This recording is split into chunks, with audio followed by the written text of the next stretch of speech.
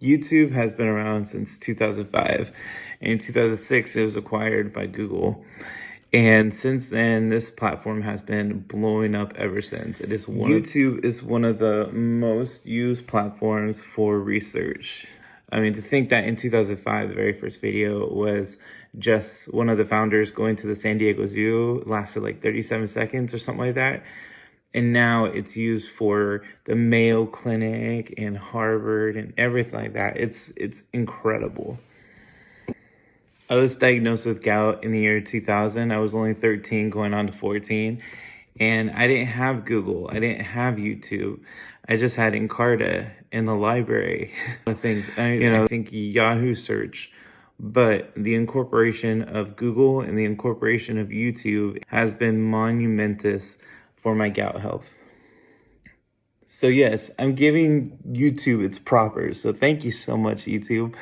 In 2005, this platform was created. 2006, it was sold. But in 2005, 2006, I was going through one of the worst times for gout. I was having gout attacks left and right. I couldn't have any relief. I was trying to find out what the heck I can actually do to reduce a gout attack or get relief. I mean, I was looking for anything. What kind of drinks can I drink? What kind of magical root can I buy? That kind of thing. But the number one thing that I always came across with YouTube is that there has always been content creators and just overall entertainment on this app that has really put my mind into a whole different place. And that is what you need in regards to like chronic illness and anything that involves joint pain, tendon pain, anything. When your body is constantly attacking itself, the last thing that you want to do is linger on the pain and just think negative thoughts. But this app, this website has totally changed my mindset. And I know that there's certain people I can watch and get my mind off of my gout. There's certain people that I can watch that I can laugh or just follow their journey. And I 100% appreciate that. So thank you, YouTube. Finally, in 2005, we have something that we can actually watch and learn from. The really cool thing is that in 2006, this was sold to Google. So kind of like YouTube and Google work together, right? And now there was an amazing, amazing platform that we can actually find things that we can learn from. There were videos from the Mayo Clinic, from Kaiser, from every other hospital. Doctors were utilizing this platform to basically post their findings, talk about their research, talk about general things that their patients go through, stuff that people need to know about, just everything. It was a plethora of knowledge.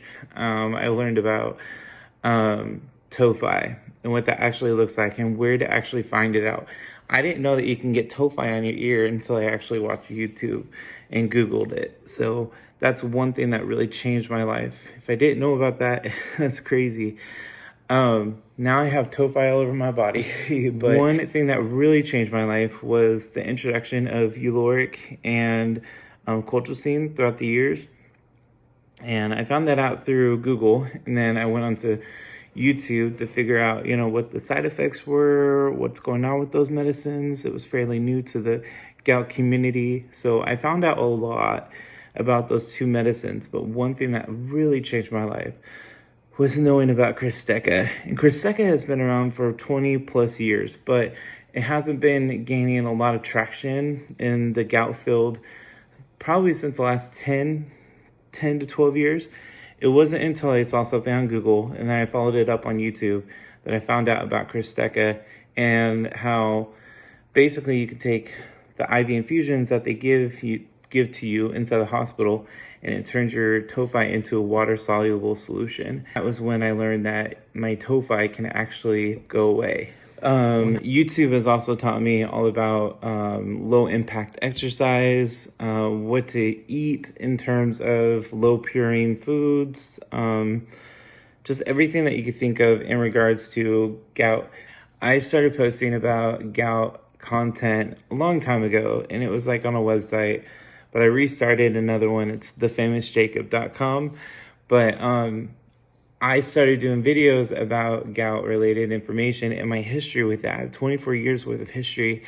And I have been, although my followership hasn't grown too much at all. I think I've gained like 20 or so followers in the last like year. The one thing that I really love is going onto YouTube and finding these comments that are saying that people are thanking me for actually posting videos about sharing my information about gout. Yeah, I want to make money because I think that to make money off of my disease would be great because I lost a lot of money from my disease. But the biggest thing that I want to gain from YouTube is just letting people know that they're not alone, letting people know about my history, and letting people know about things to expect, how it feels physically, but also mentally and everything. And I love going on and seeing these comments from people saying, thank you so much for sharing your information. Thank you so much for making me feel seen. Thank you so much for being there for us. There's so many comments that I've gotten. I've gotten a couple troll comments, don't get me wrong. I'm not the slimmest guy in the whole entire bunch. So will I ever do a thing about exercise? Probably not. But I will talk about, what I went through in high school, what I went through in college, what I went through in my 20s and 30s, and what I'm about to experience in my 40s coming up in a few years. But the biggest thing that I've also found is that a lot of people are finding out about Krysteka in the United States, and a lot of people are asking their doctors about it.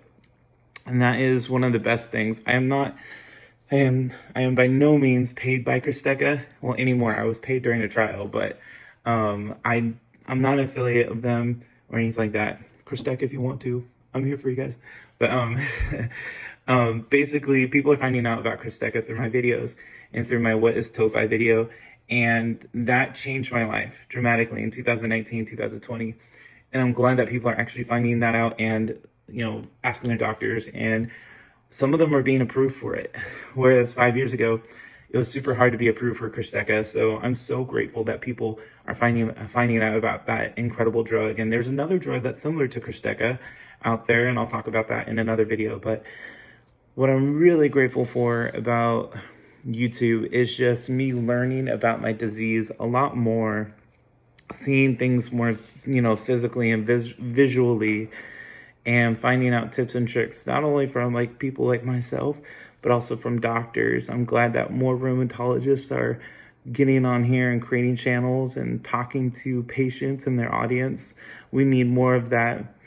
And I'm so grateful for people that are just like me, watching somebody just like me, and finding at least a little bit of information that actually helps them in their daily life. So thank you, YouTube. This has really changed my life, and that is how YouTube has changed my gout health in the last 24 years. And thank you so much. You have a great day. Bye.